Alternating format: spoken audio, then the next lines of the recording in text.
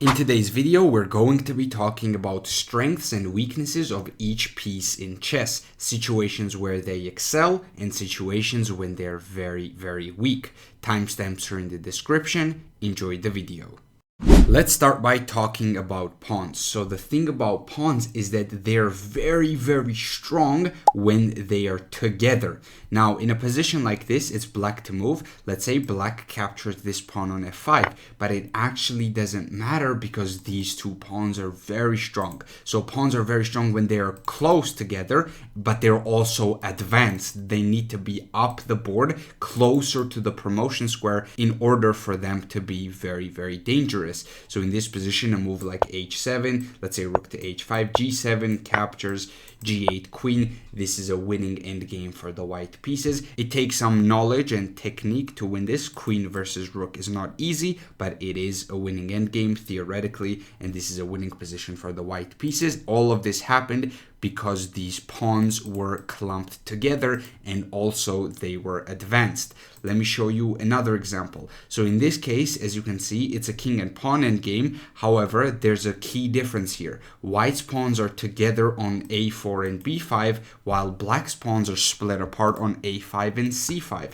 And this is actually a winning endgame for the white pieces because of this fact. This is a protected passed pawn on b5. This is not a protected passed pawn. It's a regular passed pawn. And in this position, after a move like king to d3, let's say king to d5 is played, eventually what will happen is that black will be put in zugzwang. For example, let's say f6 is played, g4, and even a move like f5, gf5, gf5, and let's say f4 once again. This position is winning. If king e4, then we would advance the pawn and we're queening much faster. And if the king goes back, now we're going to go up. We're going to win this pawn. And because this protected passed pawn is here, this is going to be a winning position for the white pieces. And speaking of protected passed pawns, this is an endgame. But let me show you another example where a protected passed pawn is very strong in a middle game. So in a position like this is a very powerful pawn. Once again, the pawns are together. They're very advanced in this case. Well, advanced at least in the enemy's side of the board, enemy's half of the board. And this is a much better position for the white pieces because this pawn is protected and it is a long-term asset. Right now, it still has a purpose because it's taking away key squares from black pieces. However, in the long run, in a king and pawn endgame, the value of this pawn is going to show even more. So it might not be that great right now in this specific moment, but in the long run, this pawn is going to be a huge asset. Now let's talk about the weaknesses, and the pawns are very weak when they are split apart. So as you can see, this position right here is winning for the black pieces. This is actually the exact same piece configuration for black as in the previous position. Let me show you this one. However, I changed the positioning of the pawns to this right here, and this is a winning position for black now because even though the pawns are really, really far advanced, they're split apart, and also the black king is very actively placed on the d7 square. You just simply cannot queen them. Let's say f7, king e7 will be played here, and this is just a winning position for the black pieces. h7, rook to h5, and both of these pawns are stopped. They're split apart, so they're easier targets. Let me show you one more example of this, just like this one right here. In this position, white is not necessarily winning right away. However, it is a better position for the white pieces. White has 2 pawn islands, while black has 3 pawn islands. And this pawn on e6 is isolated, and it is very easy to target. So a move like rook to e1, rook e8, and then rook to d6 or rook d7, targeting this pawn first, and then rook d6 would win one of the pawns with a winning position for the white pieces. The best move here, actually, let me go back, is to go rook a to e8, but even this is very uncomfortable because, like, how do you defend this? Like rook to d6, rook to f6, and then you can play moves like a4 and then slowly but surely improve your position, put the opponent king in zugzwang, and this is going to be a much better position for the white pieces. Okay, now let's talk about the knights. The knights are very strong when they're in the center or close to the center of the board, and also the position is closed. So this is one such case where both of these knights are very close to the center and the position is closed. As you can see, no pawn push can be made in the center in order to open up the center. So in a position like this, the knights are going to be better than the bishops, and the knights are very, very powerful. So in a position like this, there are many things white can do. For example, you can even take on f6 as the white pieces and put the knight on d5, and this is going to be very comfortable for the white pieces. These two knights are very, very nicely placed on c3 and d5, and if black dares to play a move like knight e7, let's say king g2, knight e7, this move would be a blunder because we would put the other knight on d5 and we would get a classic good knight versus a bad bishop situation. These happen quite frequently in closed positions where knights are the most powerful. Now, if they're very strong in closed positions and near the center, it would make sense that they would be weak if they were far away from the center. For example, in a position like this, it's an endgame. This knight is on a4, it's on the edge. It's not really doing anything, and black is about to create a passed pawn with h4, and this is going to be very, very uncomfortable for the white pieces. Let's say knight comes back to c3, h4, gh4, gh4. This pawn is very difficult to stop, and we can try to hop around with this knight, but it is just simply very, very difficult to stop it, because if we go knight g3, bishop takes, and then black queens, and other than that, I mean, we can't really do anything to stop this pawn, and this is going to be a winning position for the black pieces. We can try f3 and then a move like knight to f2. This is possible, but once again, now this knight, a piece that is worth 3 points, is tied down by a pawn that is supposed to be worth 1 point. So this knight cannot move at all. It has to guard this pawn right here, and this is going to be a winning position for the black pieces. Now, there is one exception to the rule, and it would be a position like this, where a move like knight to c8 would be very strong. It's black to move. Let me just make a move. Bishop to f6, attacking the knight, knight to c8. Even though this knight is on the edge of the board, it is still doing something in a position like this. When we say that knights are very weak on the edge of the board and they are strong in the center, that doesn't mean that that's the case in every single position. The reason why we say it is because in most situations, the knight in the center is better than the knight on the edge. But in this particular position, and in positions like this, the knight on c8, which is on the edge, has very clear targets on a7 and b6. Therefore, it being on the edge is not really a weakness. It is actually quite useful in that square.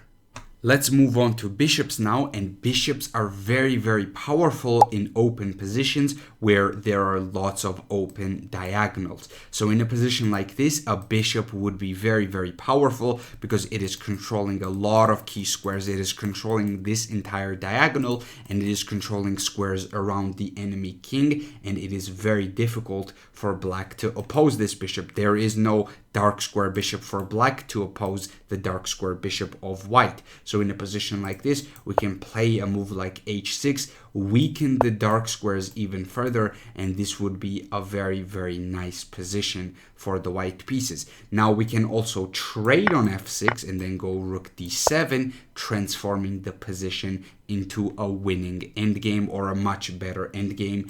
It would be a heavy piece endgame. I would still consider this maybe a late middle game endgame phase right here.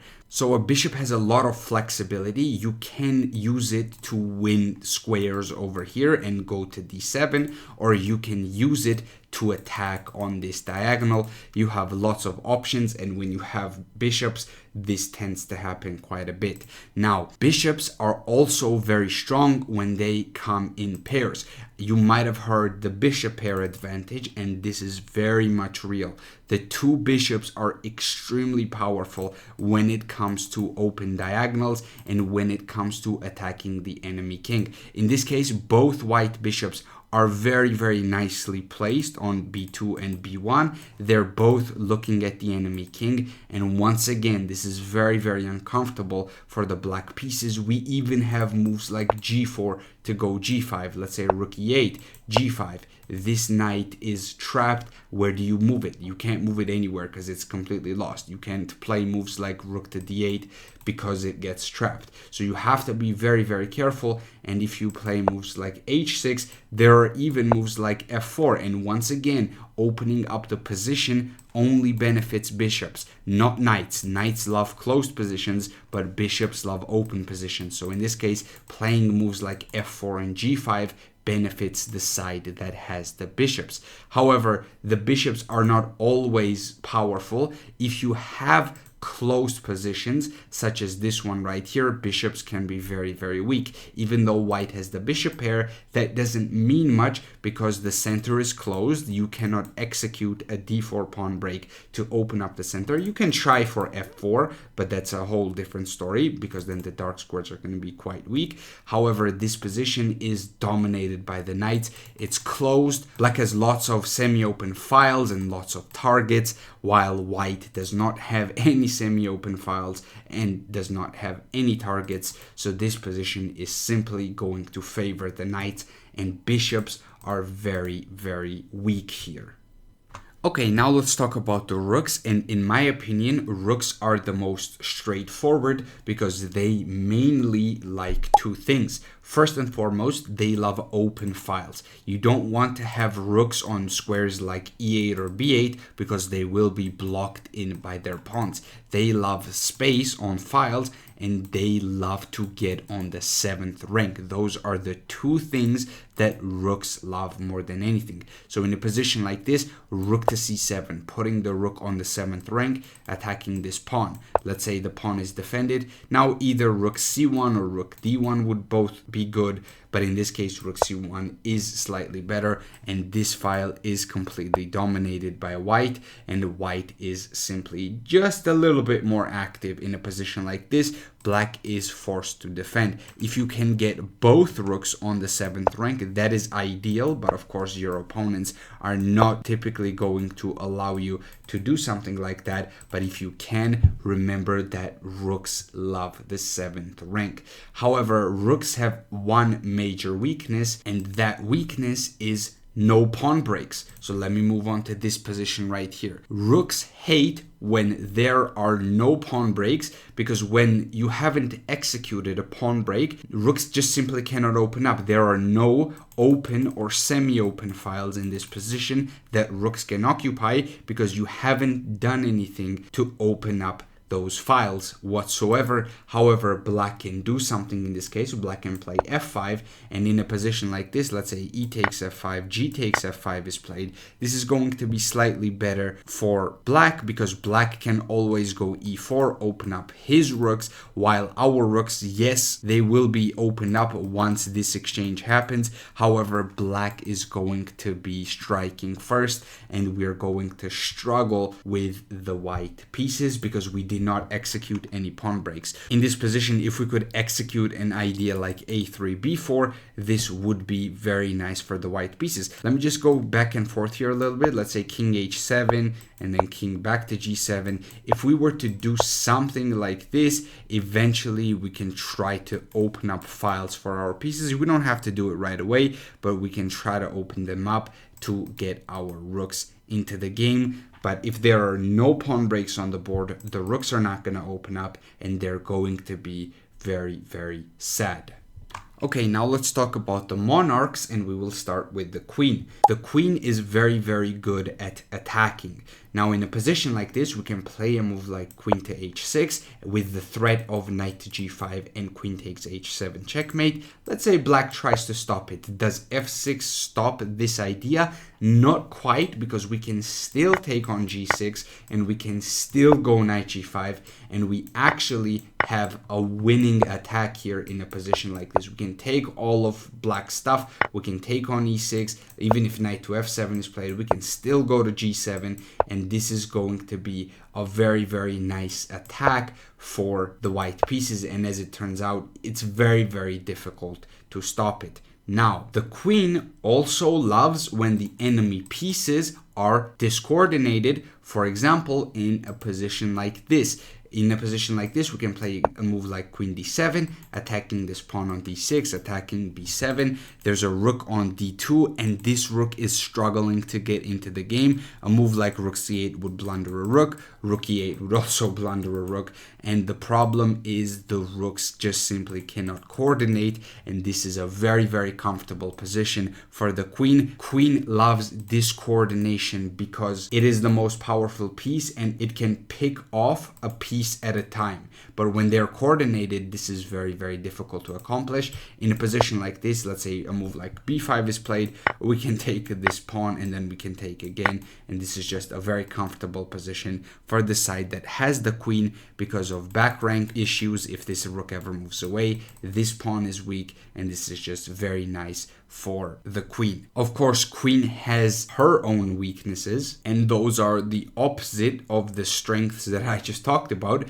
The queen is good at attacking, but it is very bad at defending. So let me show you a position like this, where it is a very simple Italian game, and let's say we play a move like d3, bishop to c5, castles, castles, rook to e1, very simple stuff, nothing crazy going on. And in this position, let's say black plays this move, knight to g4. Now, would you go and play a move like queen e2 in this position? Of course you wouldn't, because even though it defends the pawn on f2, the queen is the most valuable piece, so you would never make an exchange like this in this position, because then you would be losing the queen for 2 pieces, and this is very bad for white. Because the queen is so valuable, that is precisely why it is such a bad defender, because if lower value pieces create a threat on a pawn, you cannot use such a higher value piece in order to defend it.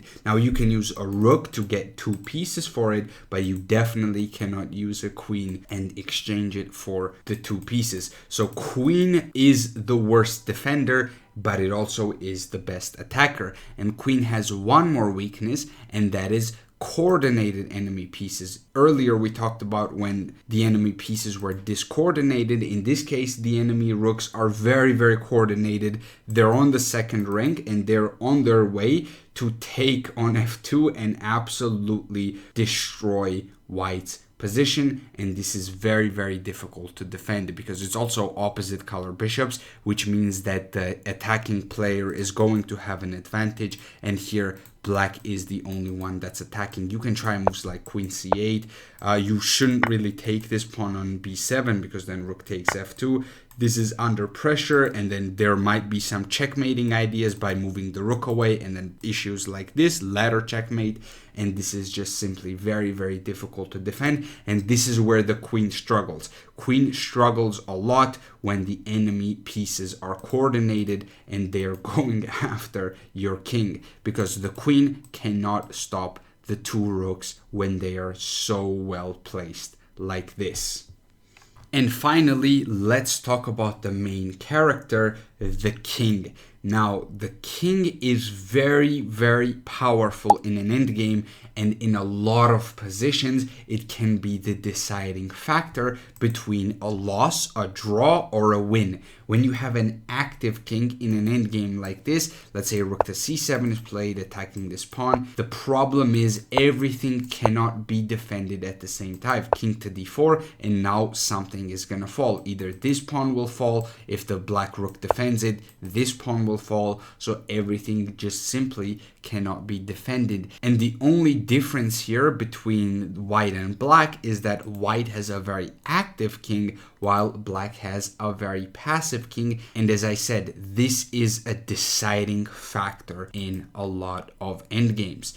Now, a king has one very, very, very major weakness, and that is the fact that it cannot do anything, and it does not do anything for the majority of the game because it is the main piece and it has to be protected. So in a position like this, you would never activate the king. You would never go king h2, king g3, because that would place the king in a lot of trouble. It is already in a lot of trouble in a position like this. There is not much you can do because after a move like fe4, de4, this is uncomfortable because of moves like queen g6. The two bishops for black are also very powerful. As I said earlier, two bishops very strong in open positions with open diagonals. But in this case, we're talking about the king, and the problem is the king does not do and cannot do anything for the majority of the game.